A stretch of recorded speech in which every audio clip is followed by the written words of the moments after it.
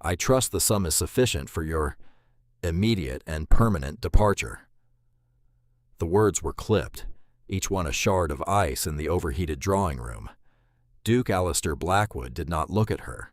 His gaze was fixed on a point somewhere over her shoulder, on the damask wallpaper that had, until this moment, been the silent witness to their sterile marriage.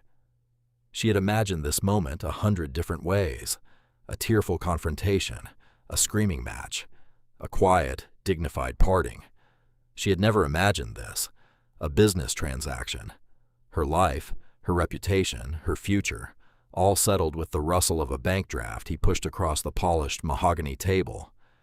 Genevieve said nothing.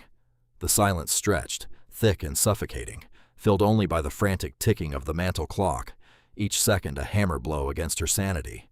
She could feel the eyes of the servants in the hall, could feel the smug, pitying stare of Alistair's brother, Edmund, who stood by the fireplace like a preening vulture. He had orchestrated this. She knew it with a certainty that was as cold and hard as the diamond on her finger. Her world had been annihilated in the span of 10 minutes. A knock on her chamber door, a distant cousin, smelling of brandy and desperation, stumbling in with a fabricated tale of woe. And then Alistair, his face a mask of thunder, Edmund right behind him, his expression a perfect pantomime of shocked concern. It was a play, and she was the unwilling star. She looked down at the paper. The number of zeros was staggering. It was a fortune, enough to buy a small country, let alone a quiet life. It was an insult wrapped in gold leaf. He was not banishing a wife he believed unfaithful. He was paying off an inconvenience. A strange calm settled over her. It was the calm of the abyss. The stillness after the lightning strike has turned the world to ash. There was nothing left to fight for here. Her name was ruined. Her husband, the man she had once, foolishly, hoped to love, looked at her as if she were something he had scraped from the sole of his boot. "Yes, Your Grace," she said, her voice a hollow echo of itself. "It is sufficient." She did not reach for the draft. She simply stood, turned, and walked from the room. She did not run. She did not weep. Her spine was a rod of iron. She walked up the grand staircase, each step a conscious, deliberate act of leaving. The whispers of the staff followed her like ghosts. In her room, she did not pack. What was there to take? The gowns were a costume for a role she no longer played. The jewels were gilded shackles. She walked to the wardrobe and pulled out a simple, dark traveling dress, the one she wore when visiting the tenant farms. Practical, anonymous, she stripped off the silk gown, letting it pool on the floor like a shed skin. She removed the earrings, the necklace, the bracelets, laying them on the vanity in a glittering pile of lies. Lastly, she twisted the wedding ring from her finger. The heavy band of Blackwood gold left a pale, naked indentation in her skin, a ghost of a promise. She placed it atop the pile of jewels. From a hidden compartment in her travel trunk, she took a small deerskin pouch, her dowry, not the vast sums her father had signed over to the Blackwood estate, but her personal allowance, saved meticulously over the years. It was a pittance compared to the fortune on the table downstairs, but it was hers, untainted. A wave of nausea, sharp and acidic, doubled her over. It was not just the shock. It had been her companion for weeks, a persistent, queasy reminder that something within her was changing. In the cold, terrifying clarity of this moment, she finally understood. The missed monthly courses, the fatigue she had blamed on the stifling London season. She was pregnant. The realization was not a joy. It was a visceral terror. A child, Alistair's child, his heir. An heir he would believe was a bastard. An heir he would despise as much as he now despised her. A new, fierce, protective instinct flared in the frozen wasteland of her heart. This was no longer just about her survival. She had to disappear, not for the money, not for his command, but for the tiny, innocent life that depended on her. He had offered her a fortune to vanish. He had no idea what he was truly casting out. She crept down a servant's staircase, her small bag clutched in her hand, the deerskin pouch tied securely beneath her dress. The house was quiet now, the drama having subsided into a tense, waiting silence. She slipped out a side door into the damp, foggy embrace of the London night. The gaslights cast long, predatory shadows. The city felt like a trap. By morning, she was gone. The bank draft lay untouched on the mahogany table. The Duchess of Blackwood had evaporated into the grimy air of the city, taking with her the one thing the Duke truly valued, the one thing he did not even know he had lost, his only heir. The first year was a blur of motion and fear. Genevieve traveled north, then west, always west, as if she could outrun the shadow of her past. She moved from town to town, never staying anywhere longer than a few weeks, using false names that felt clumsy and foreign on her tongue. She traded the traveling dress for rough-spun wool and sturdy boots. Her hands, once soft and pale, became chapped and calloused from scrubbing floors and washing laundry in icy water. She learned the brutal currency of survival, a day's labor for a loaf of bread and a dry corner in a boarding house. The money from her dowry dwindled with alarming speed. She hoarded it, using it only when desperation gnawed at her heels. The growing swell of her belly made work harder to find, and the suspicious glances of landladies more frequent. She was a woman alone, visibly with child, a target for every gossip and predator. Loneliness was a constant ache, a phantom limb where her old life had been. She finally found a sort of refuge in Porthgarrow, a tiny fishing village clinging to the granite cliffs of Cornwall. It was the end of the world. The air tasted of salt and brine, a clean, sharp scent that scoured the memory of London's cloying perfumes from her lungs. The people here were hard, weathered by the sea, their concerns immediate and practical, the catch, the tide, the ever-present threat of the storm. They had little time for the past of a quiet, sad-eyed stranger who called herself Mrs. Vance. She used the last of her money to rent a derelict cottage perched on the cliffside, its stone walls slick with damp and its roof a sieve. But it was hers, a place to bolt the door against the world. The local midwife, a formidable woman named Alara with hands like worn leather, helped her through a long and brutal labor. When it was over, she held her son. He was so small, so perfect. He had a dusting of dark hair and a furious cry, and when he opened his eyes, she gasped. They were gray, not the soft gray of a dove, but the stormy, silver gray of his father's eyes, the Blackwood eyes. She named him Arthur. Her life found a new, singular focus. Arthur. Every waking moment was for him. She worked relentlessly. She took in mending from the fishermen, her fine stitches, once a pointless aristocratic pastime, now a means to buy milk and firewood. She planted a garden in the stony soil behind the cottage, coaxing leeks and potatoes from the earth with sheer, bloody-minded determination. She learned to bake, selling dense, savory pasties to the men at the docks. The physical hardship was immense. Her back ached constantly. Her fingers were often numb with cold, but it was a clean pain, an honest exhaustion. It was nothing compared to the slow, soul-crushing suffocation of her marriage. Here, in this harsh and beautiful place, she was not a duchess, not a disgrace. She was simply Arthur's mother, and for the first time in her life, she felt strong. She was a survivor.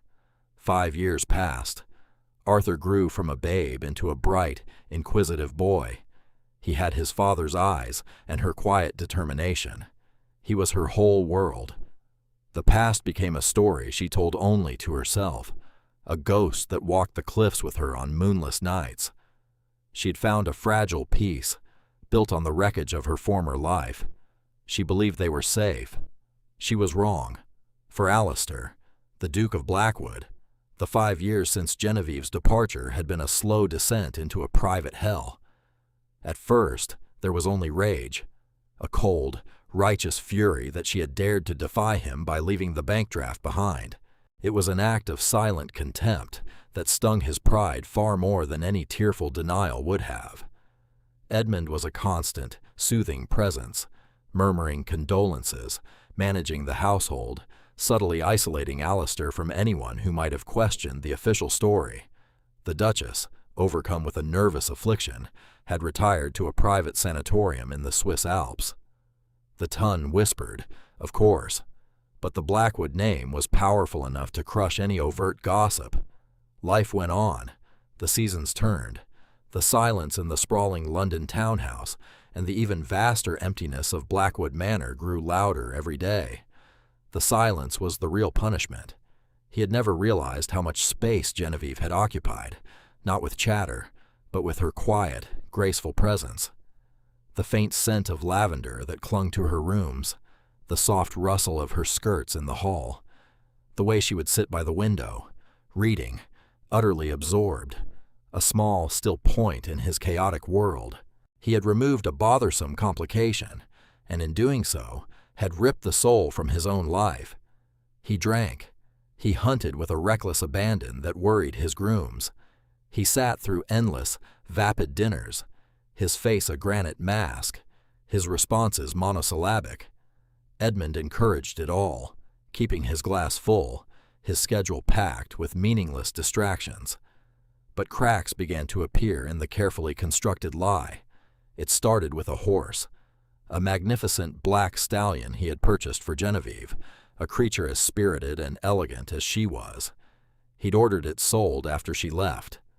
2 years later, visiting a neighboring estate, he saw the stallion in their stables. The owner, a bluff, hardy baron, clapped him on the shoulder.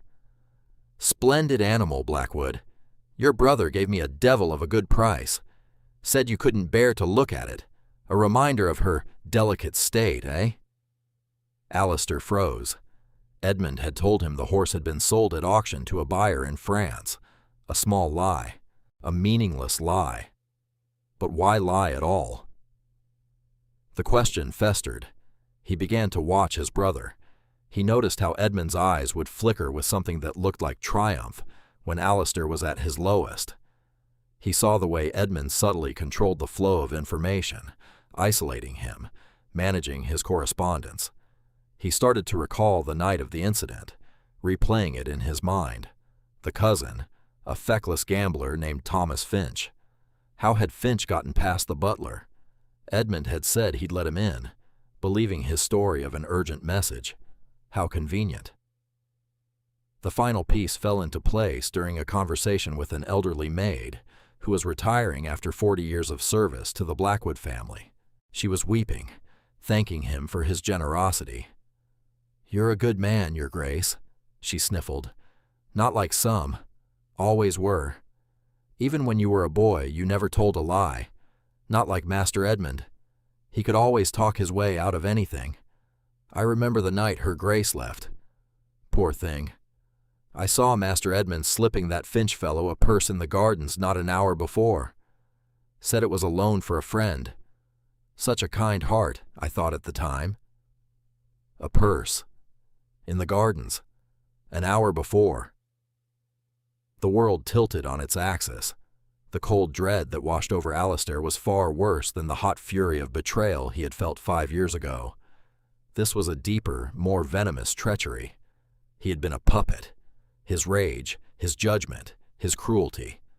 All of it had been meticulously orchestrated by his own brother. And he, the powerful Duke of Blackwood, had been a blind, arrogant fool. He had not just been wrong. He had been complicit in the destruction of an innocent woman, his wife. The next day, he summoned a man named Graves to his study.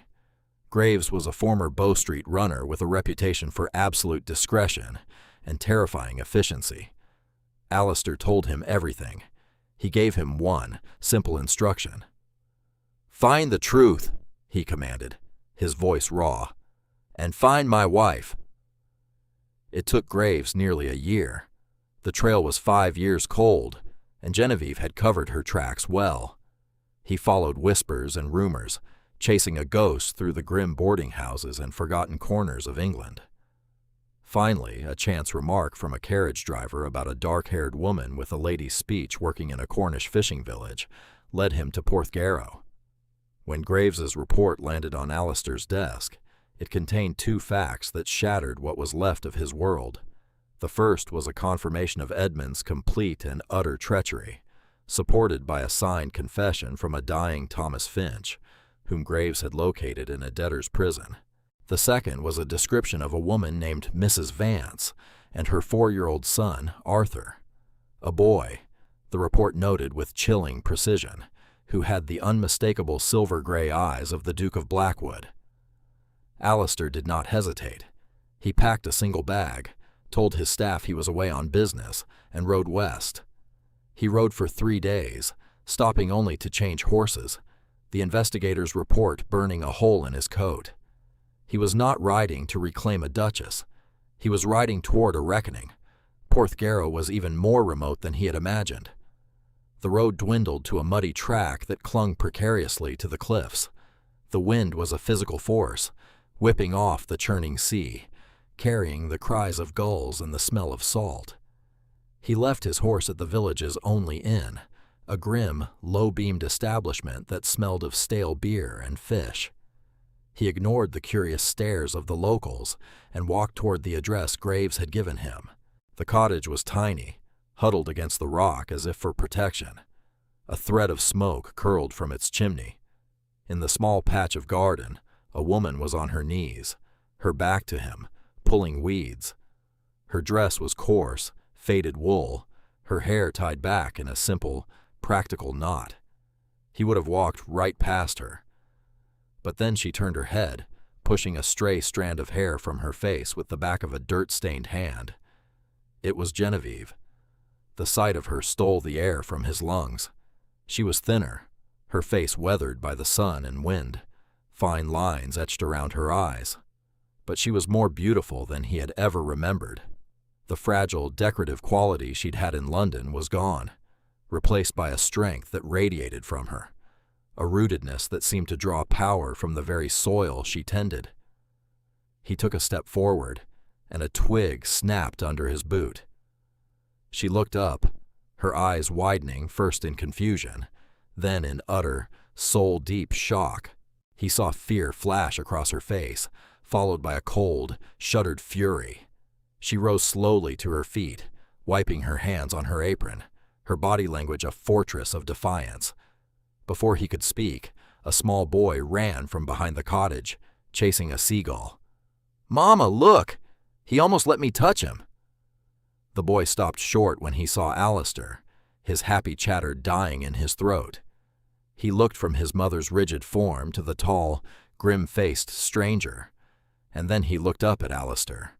It was like looking into a mirror that reflected the past, the same dark hair, the same stubborn set of his jaw, and the eyes, those impossible, unmistakable Blackwood eyes. His son. The word was a silent explosion in his mind. He had a son, a living, breathing piece of himself, and the woman he had so cruelly discarded.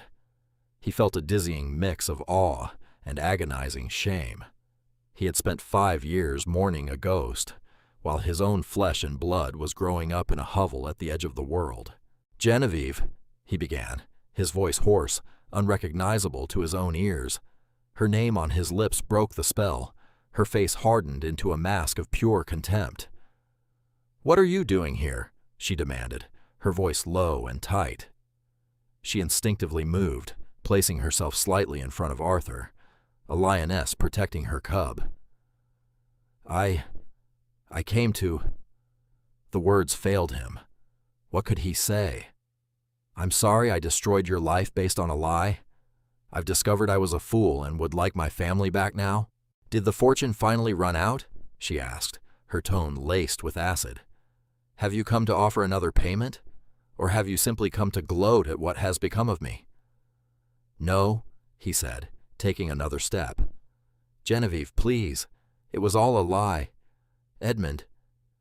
"Do not speak his name to me," she cut him off, her voice shaking with repressed rage. And do not speak to me of lies. You are the one who stood in judgment. You are the one who believed the worst of me without a single question. You threw me away like garbage." "I was wrong," he choked out, the admission costing him more than any fortune. "God, I was so wrong. I have proof. Edmund conspired against us. He paid Finch. It was all a setup." She gave a short, bitter laugh. "Proof? How convenient. A new story to suit your needs. What is it you want, Your Grace? Have you decided you need an heir after all? Did you come to take my son?" The possessive pronoun, "my son," was a knife in his gut. He deserved it. He deserved all of it. "He is my son, too," he said quietly, his gaze locked on the boy, who was now clinging to his mother's skirts, his gray eyes wide with fear and confusion. "You forfeited that right 5 years ago," she spat. "You have no son. Now leave. Leave Porthgarrow and never come back. We want nothing from you." She turned, taking Arthur by the hand, and pulled him toward the cottage door. "Genevieve, wait!" he pleaded, his carefully constructed ducal authority crumbling into raw desperation. She paused at the threshold, her back to him. "You once paid me to disappear," she said, her voice a deadly whisper that carried on the wind. "Consider it the best investment you ever made. Now honor the terms of our original agreement and leave me in peace." The heavy wooden door slammed shut, the sound echoing the closing of a tomb. Alistair stood alone in the whipping wind, the stranger, the ghost, looking at the life he had thrown away. He had found her, but he was more lost than ever. Alistair did not leave. The slam of that cottage door was a final, definitive rejection, but it was also a challenge. To leave now would be to prove her right, to confirm that he was the same callous, prideful man who had cast her out. He would not run this time. He would stay. He would endure. He walked back to the Salty Siren Inn, his mind a maelstrom of regret and a new, unfamiliar sensation. Resolve. The innkeeper, a burly man with a suspicious squint, watched him approach. "Decided our little village ain't to your liking then, my lord?" The man grunted. "On the contrary," Alistair replied, his voice flat. "I'll be taking your best room, indefinitely." The innkeeper's eyebrows shot up. The best room was a small, damp chamber with a lumpy mattress and a window that rattled with every gust of wind. It overlooked the muddy track and the back of the fishmonger's shed. The Duke of Blackwood, whose homes contained hundreds of exquisitely appointed rooms, nodded as if being offered a suite at the finest hotel in London. The first week was a form of torture. The villagers watched him with open hostility. He was an outsider, a gentleman, and his presence unsettled the tight-knit community. His fine clothes were a source of mockery, his quiet, grim demeanor a source of suspicion. He learned to ignore the whispers that followed him, the way conversations would cease when he entered the inn's common room. He saw Genevieve every day, from a distance. He would walk the cliff path, watching her work in her garden or hang laundry that whipped violently in the sea breeze. She never acknowledged him. If she saw him, she would turn her back, her posture rigid with animosity. He saw Arthur, too, a flash of dark hair, a bright peal of laughter carried on the wind. The boy was a constant, painful reminder of everything he had lost and everything he was fighting to regain. He knew words were useless. His apologies were meaningless without action. He had to show her, not tell her. He sent a rider back to his estate with 2 urgent messages. The first was for Graves, instructing him to bring the full weight of his evidence, Finch's written confession, the sworn testimony of the maid, the bank records showing the payment to Finch from an account held by Edmund, to Porthgarrow immediately. The second message was to his steward, ordering a large, unmarked crate to be sent to the Salty Siren. When it arrived a few days later, the villagers gathered to watch as Alistair pried it open with a crowbar borrowed from the innkeeper. It was not filled with luxuries or finery. It was filled with tools, a new shovel and spade, hammers, nails, saws, and several rolls of high-quality, weatherproofed canvas. The next morning, before the sun had fully risen, Alistair walked to Genevieve's cottage. He did not knock. He walked past the house to the small, dilapidated shed where she kept her firewood. The roof was a patchwork of rotting timbers and moss. He set down his tools and began to work. He stripped the old, rotten wood from the roof, his movements stiff and clumsy at first. He was a man accustomed to signing documents, not swinging a hammer. His hands, soft from a life of privilege, were soon raw and blistered. The work was slow, punishing. He ignored the pain, focusing on the simple, honest reality of the labor. Each nail he drove home was an act of penance. Genevieve came out when she heard the noise. She stood in the doorway, her arms crossed, her face a thundercloud. Arthur peeked out from behind her legs. "What do you think you are doing?" she demanded.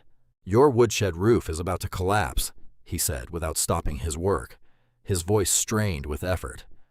"Winter is coming. The wood will be ruined. I don't need your help. I don't need your charity." "This isn't charity," he grunted, prying another rotten board loose. "It's a debt, a small, wholly inadequate installment on a debt that I can never fully repay."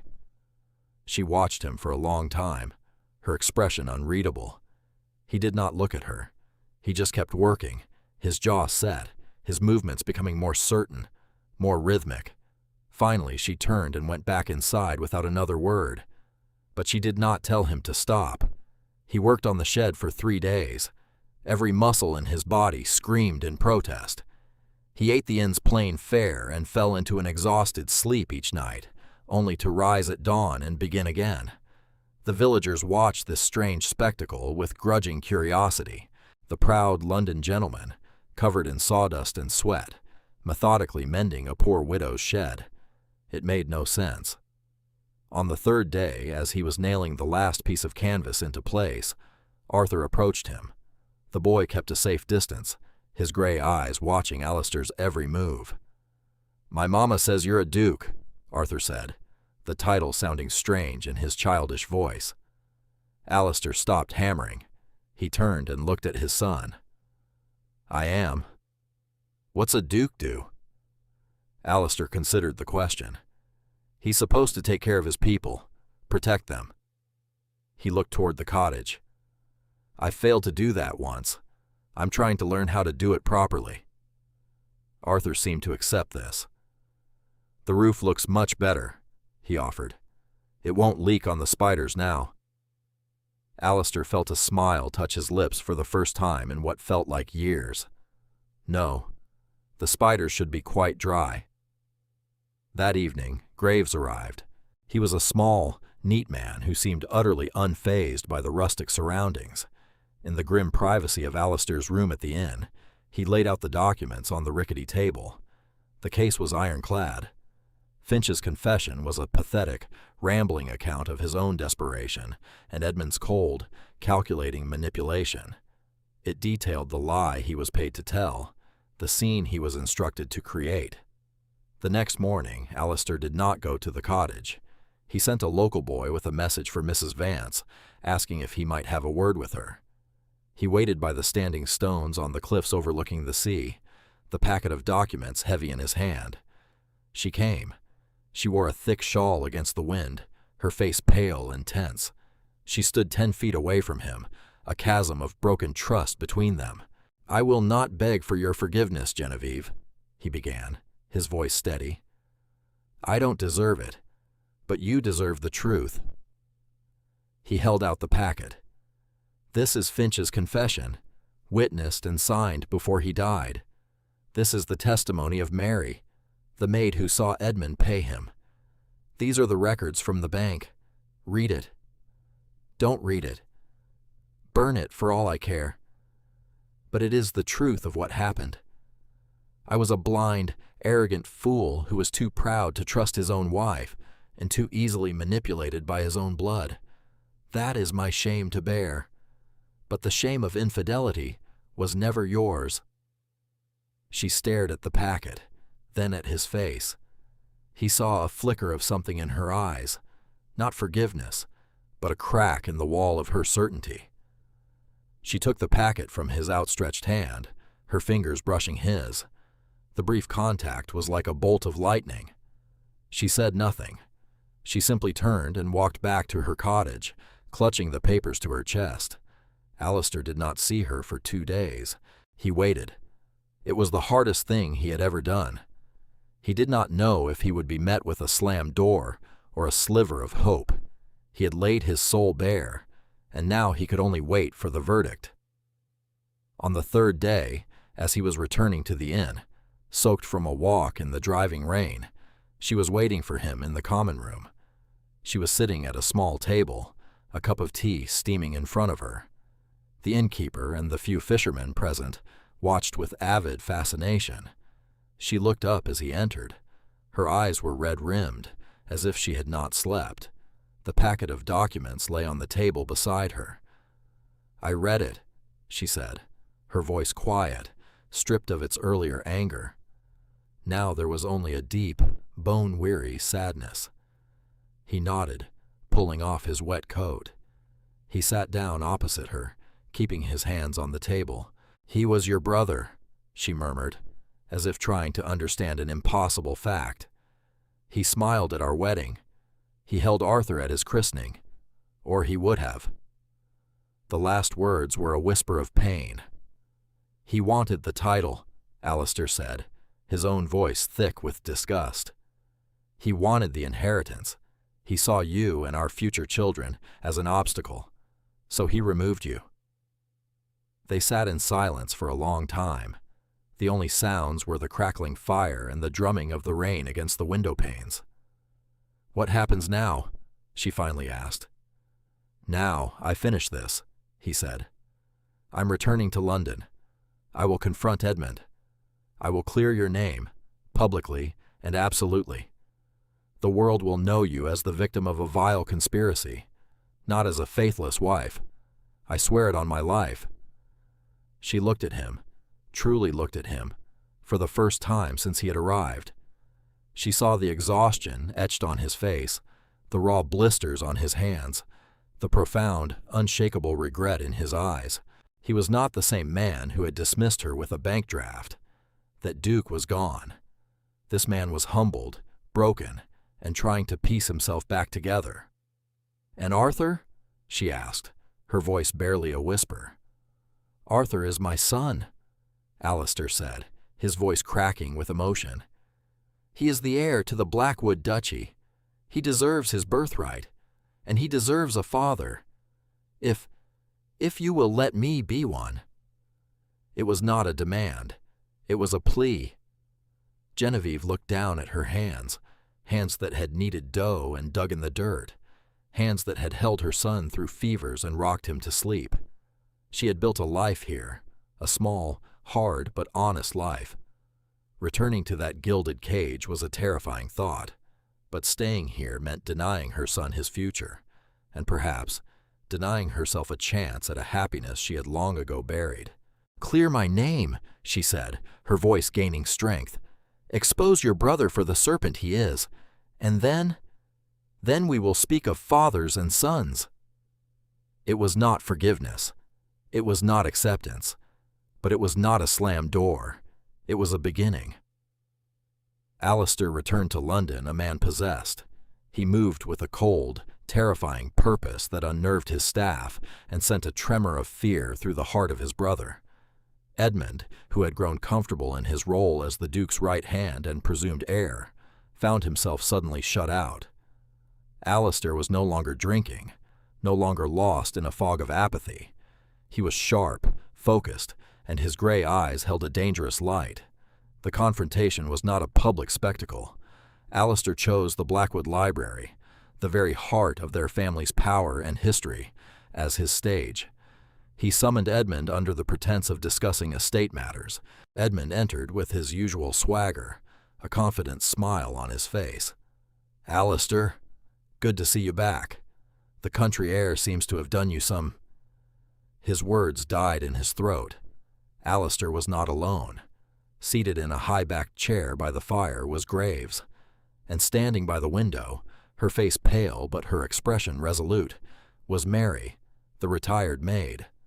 On the large mahogany desk between the two brothers lay the neat stack of documents: Finch's confession, the bank statements, the maid's sworn testimony. "What is the meaning of this?" Edmund blustered, his eyes darting between the interlopers and the papers on the desk. "The meaning," Alistair said, his voice dangerously calm, "is that the play is over, Edmund. The curtain has come down on your pathetic little tragedy." He let the silence hang in the air, heavy and damning. He watched the color drain from his brother's face, watched the confident smirk curdle into a mask of panic. Edmund's gaze fell upon Finch's familiar scrawl, and a small strangled sound escaped his lips. "I don't know what this is," he stammered, trying to rally. "Some sort of fabrication. This woman is a senile old fool, and Finch was a degenerate liar."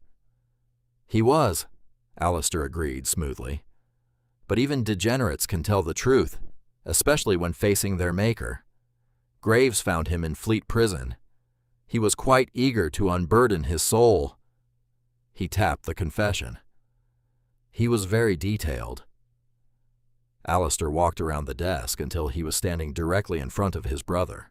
He was taller, broader, and for the first time, he used his physical presence not as an unconscious symbol of his rank, but as a deliberate weapon.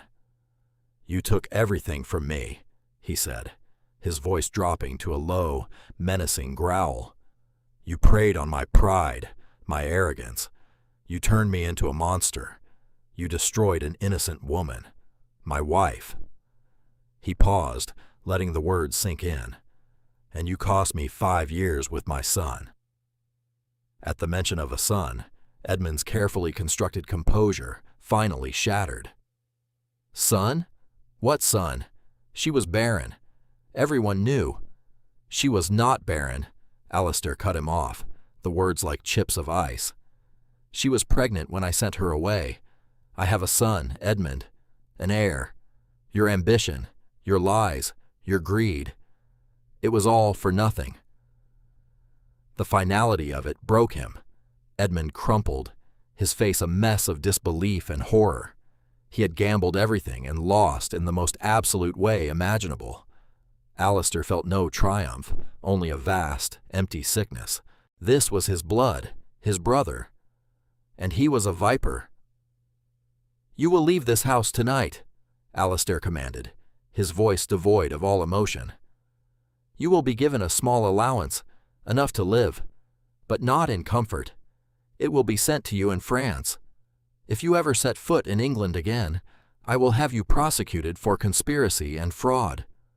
I will strip you of your title and your name, and you will die in the same prison where your co-conspirator rotted away. Is that understood?" Edmund could only nod, his body shaking. "Get out of my sight." The downfall of Lord Edmund Blackwood was swift and brutal. Alistair did not need to resort to the courts. He convened a private meeting with the heads of the 4 most powerful families in the peerage, including Genevieve's father, the Earl of Croft. He laid out the evidence, omitting nothing of his own foolishness and culpability. He took the blame for his blindness, even as he exposed his brother's treachery. By doing so, he controlled the narrative. It became a story not of the Duchess's shame, but of the Duke's tragic deception and his quest for justice. Her name was cleared, absolutely and unequivocally. The scandal was contained, Edmund was exiled, and the honor of the Blackwood name, while dented, was restored through Alistair's ruthless honesty. With his duty done, he rode back to Cornwall. He rode back to the wind and the sea, to the small stone cottage on the cliff. He did not know what he would find. He had fulfilled his part of the bargain. The rest was up to her. He found her on the beach, walking with Arthur. The boy was skipping stones across the waves. Genevieve was watching him, a small, sad smile on her face. She looked up as Alistair approached, her expression guarded. "It's done," he said simply. "Your name is cleared. Edmund is gone." She nodded, pulling her shawl tighter. "My father wrote to me. He apologized." An awkward silence fell between them, filled only by the rhythmic crash of the waves. "Mama!" Arthur called, running up to them. He looked at Alistair with a child's unfiltered curiosity.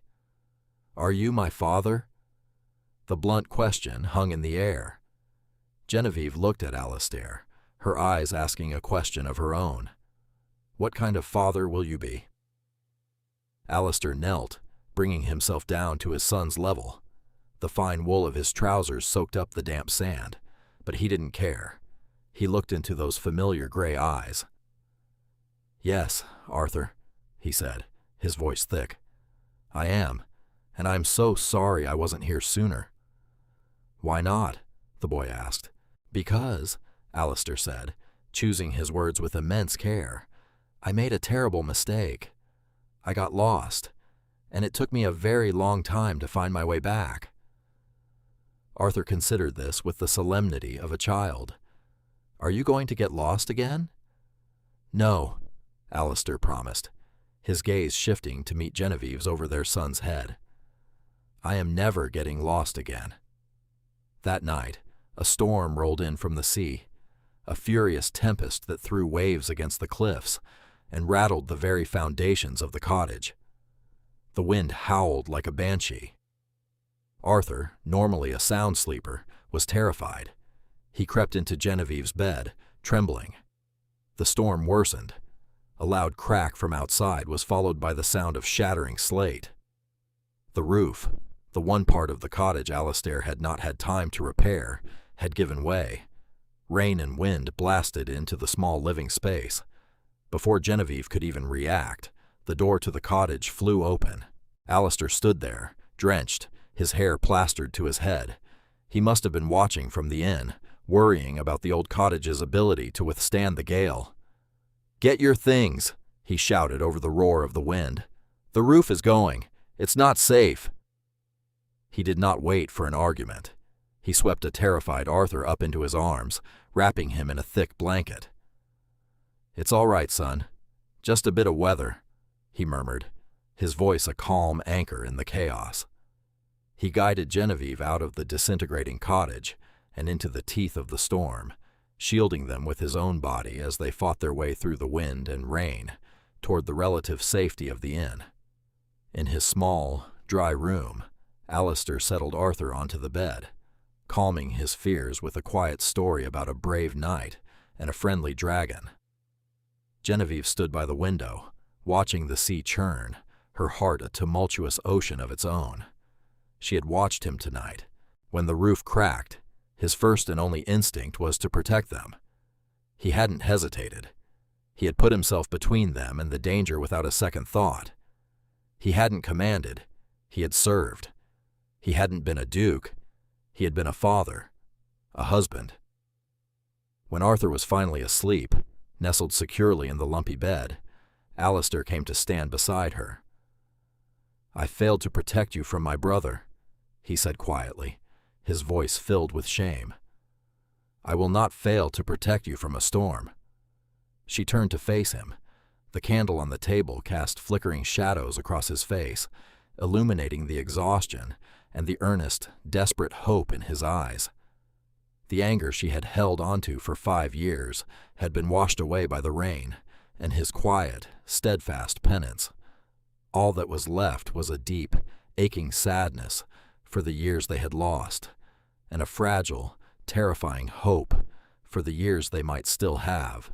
"You once told me," she began, her voice soft, "that a duke's job is to protect his people." He nodded, his throat tight. "I think," she continued, a tear tracing a path down her cheek, "that a husband's job is to trust his wife." "I know," he whispered. "It is a lesson I have been a long time learning. Can you ever teach me again?" She reached out and laid her hand on his chest, over his heart. She could feel its steady, strong beat. It was the beat of a new beginning. "I can," she said, "if you are willing to be a student." They did not return to London immediately. They stayed in Porthgarrow for another month while the cottage was properly rebuilt, not as a hovel, but as a sturdy, comfortable home. Alistair worked alongside the local craftsmen, learning their trades, earning their grudging respect. Genevieve did not stop him. She saw that he needed this physical connection to rebuilding what he had broken. They talked for hours. They walked the cliffs and the beaches, slowly, painstakingly piecing together the broken fragments of their past. She told him of her fear and loneliness, of the backbreaking work, of the fierce joy she felt when Arthur was born.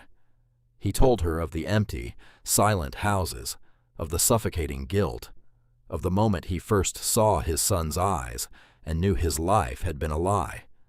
They were not a duke and a wronged wife. They were just Alistair and Genevieve, two people learning to know each other for the very first time. When they finally returned to Blackwood Manor, it was on entirely new terms. Genevieve was no longer a decorative accessory to the Duke. She was his partner, his equal. The staff, who had whispered about her disgrace, now saw a woman of quiet confidence and unshakable authority. She had faced down poverty and exile. The judgment of the ton held no fear for her. She used her position not for parties and gowns, but for purpose. Drawing on her experiences, she established a school for the children on the estate. She funded a program to help widows find respectable work. Alistair did not just support her, he championed her, his pride in her accomplishments a visible, tangible thing. He had wanted a docile, perfect duchess. He had gotten something far better, a strong, compassionate, and brilliant partner. Their life was not one of grand, romantic gestures, but of small, quiet moments of connection. A shared look across a dinner table, his hand finding hers as they walked through the gardens, the sound of their combined laughter mingling with Arthur's as they taught him to ride a pony. One cool autumn afternoon, a year after their return, Genevieve found Alistair not in his study, but in the vast, manicured gardens. He was on his knees in the dirt, his fine coat discarded on the grass. Arthur was beside him, shrieking with delight as Alistair showed him an earthworm. He looked up and saw her, and a slow, genuine smile spread across his face. It was a smile that reached his stormy gray eyes, warming them like the sun after a long rain. He was covered in mud, completely undignified, and she had never loved him more. She knelt beside them, plunging her own hands into the cool, rich soil. The air smelled of damp earth and decaying leaves, a scent of endings and new beginnings. It was the smell of Porthgarrow. It was the smell of home. Here, in the dirt, surrounded by the quiet peace of the countryside, with their son between them, they had finally found their foundation. Not in the power of a title or the grandeur of an estate, but in the hard-won, priceless truth of earned forgiveness and a love that had been rebuilt, stronger than it had ever been before.